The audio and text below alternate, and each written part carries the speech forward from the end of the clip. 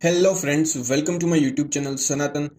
आज यहाँ पे हम राम भगवान के उज्जवल कुल की कहानी जो महर्षि विश्वामित्र ने राम और लक्ष्मण को बताई थी रामायण में, वो यहाँ पे हम डिस्कस करेंगे। और यहाँ पे ये पूरा घटनाक्रम है राम जी के उज्जवल कुल की कहानी का। और महर्षि विश्वामित्र राम जी और लक्ष्मण जी को कहते हैं कि गंगा जी, गंगा नदी ये तुम्हारे पूर्वजों यानी कि राम जी के पूर्वजों की देन है। ये कैसे स्वर्ग से गंगा जी धरती पे आई, और स्वर्ग से धरती पर लाने के लिए गंगा जी को कौन कौन सहायक बने, और किसने अपने जटाओं में पूरी गंगा को संभाली, और कौन से महाराजा ने ये प्रण लिया कि मैं स्वर्ग से धरती पे गंगा को लाने पहले प्रतापी इक्ष्वाकुल वंश में धर्मात्मा राजा सागर सागर थे। राजा सागर ने अश्वमेध यज्ञ कर रहे थे। राजा सागर जब अश्वमेध यज्ञ कर रहे थे और उससे ईर्षा कर रहा था इंद्र। राजा सगर से ईर्षा कर रहा था इंद्र देवता। तो राजा सगर जब अश्वमेध यज्ञ कर रहे थे तब यज्ञ का घोड़ा इंद्र जी ने चुरा कर पाताल लोक में कपिल मुनि के आश्रम में रख दिया। तब कपिल मुनि अपने ध्यान में बैठे थे। तब कपिल मुनि के आश्रम में इंद्र ने राजा सगर के जो अश्वमेध यज्ञ कर रहे थे उसका घोड़ा पाताल लोक में कपिल मुनि के आश्रम में छोड़ दिया। और उसके बाद राजा सगर के सभी पुत्र, राजा सगर के सारे पुत्र पाताल लोक में गए, और पाताल लोक में कपिल मुनि के आश्रम में उसका यज्ञ का घोड़ा यहाँ पे था। तो कपिल मुनि को सगर के सभी पुत्र ने अपमानित किया, और दुर्व्यवहार के कारण कपित होकर कपिल मुनि ने सगर के राजा सगर के करीब 60,000 पुत्रों को भस्म कर दिया। और उसके बाद गंगा को स्वर्ग से पृथ्वी पर लाना यानी कि धरती पर लाना आवश्यक हो गया था, और यह काम महाराजा अंशुमन ना कर सके। महाराजा अंशुमन के पुत्र राजा दिलीप भी नहीं कर सके। और महाराजा दिलीप के पुत्र महाराज भगीरथ ने प्रण लिया कि मैं अपने पूर्वजों के लिए गंगा को स्वर्ग से धरती पे लाऊंगा। महाराज भगीरथ ने इसके लिए तपस्या की, और तपस्या में ब्रह्मा जी को प्रसन्न किया।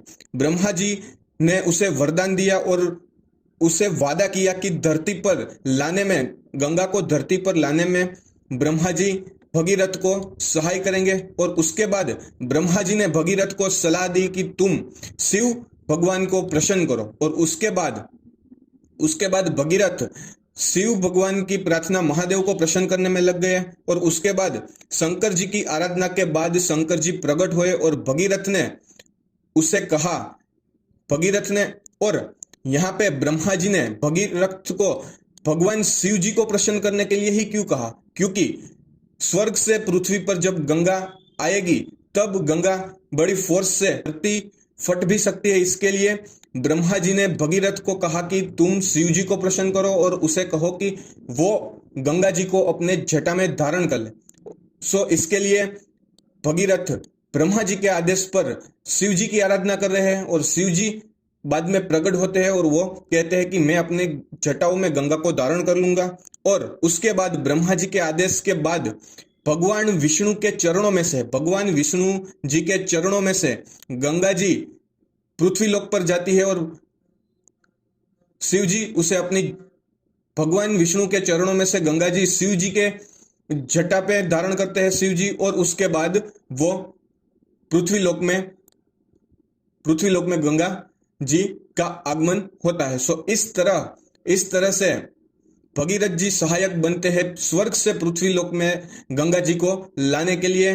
और एक इंद्र की ईर्षा ये सब करवा सकती है, और कपिल मुनि का ये क्रोध राजा सगर के करीब 60,000 पुत्रों को भस्म कर देता है। और उसके बाद महाराजा भगीरथ गंगा जी को पृथ्वी लोक में लाने के लिए सक्षम होते हैं। और गंगा अपनी धाराओं से तीनों लोक को पवित्र करती है। उसके लिए उसे त्रिपथ गामिनी भी कहते हैं, और मृत्यु लोक में भगीरथी भी कहते हैं गंगा जी को, क्योंकि भगीरथ महाराज उसे सहायक बने थे उस गंगा जी को लाने के लिए। और महर्षि वशिष्ठ ने रामायण में राम जी और लक्ष्मण जी को कहा है कि अगर फ्यूचर में कोई भी व्यक्ति देवी देवताओं को माने या ना माने, या देवी देवताओं पर से उसकी श्रद्धा थोड़ी कम हो जाए, तो ये गंगा हमेशा उसको याद दिलाती रहेगी। सो ये राम जी की उज्जवल कथा है और गंगा राम जी के पूर्वजों की देन है। ये महर्षि विश्वामित्र रामायण में राम और लक्ष्मण को कहते हैं। सो ऐसे ही फैक्ट्स वीडियो जानने के लिए हमारी चैनल को सब्सक्राइब कीजिए। सनातन।